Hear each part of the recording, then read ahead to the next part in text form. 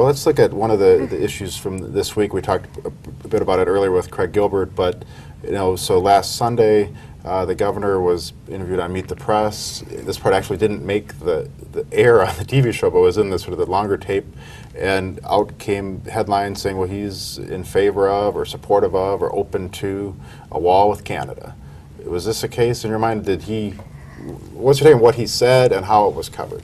You know, I went on vacation and all of a sudden I looked at my phone and it was Scott Walker wants to build a wall with Canada, and I thought, I leave for a week and all of a sudden we're going to have a wall. You got to stay. The rule of thumb is you don't get the vacation. I know, it's my fault. But at the same time, then he did say, so one of the things is that he was asked about it.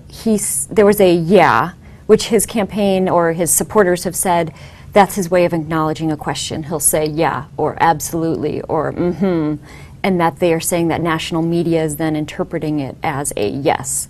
However, if you listen to the transcript, which I know, or if you listen to the tape or read the transcript, which I know we've probably all done at this point, he mentioned legitimate. He went on, it wasn't just a yeah, and we had a kind of back and forth with the campaign about that earlier this week, because they were saying he never said he supported a wall, he just said national security is a priority, and Patrick can talk more about that. Yeah, Patrick, tell me, I mean, there was also an article this week from the Daily Beast, I think it was, just sort of exploring that whole, the verbal tick, they called it, I think, or this sort of the governor's practice of kind of that little nod or that, and we've all interviewed him, and he says, yeah, absolutely, and he's sort of getting that, he's acknowledging that you asked him something. Mm-hmm. But what has your experience been with him, Patrick, on that, and how have you seen this play out on some of the issues so far? Yeah, I mean, I think he does have that verbal tick. That we've known that for a long time, and but I don't think that's at the root of the problem here. I mean, it's not a verbal tick to say it's a legitimate issue. He's asked about a northern wall. He doesn't really shift to security. He just says somebody in law enforcement in New Hampshire brought that up, and that's a legitimate issue for us to look at.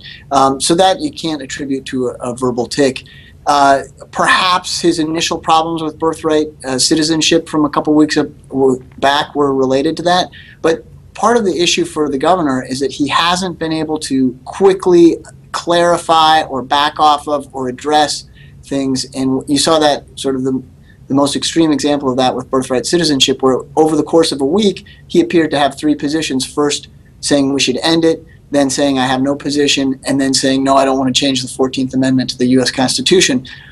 So he needs to understand this sort of scrutiny he's under, and maybe learn to, if there's something that he feels is a misperception, get on top of correcting the record quickly. Yeah, I mean, I think Patrick's got a good point there. I mean, even if you subtracted from the transcript that verbal tick and gave him that point, then you're left with kind of a muddled, sometimes, message on where he stands on it rather than a straightforward thing.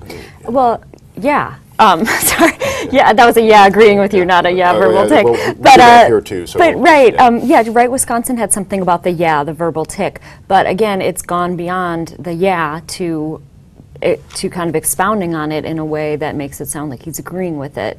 And I think that's been an issue for him, not just the initial answer, but then it does take, as Patrick said, sometimes quite a while to clarify or get a follow-up.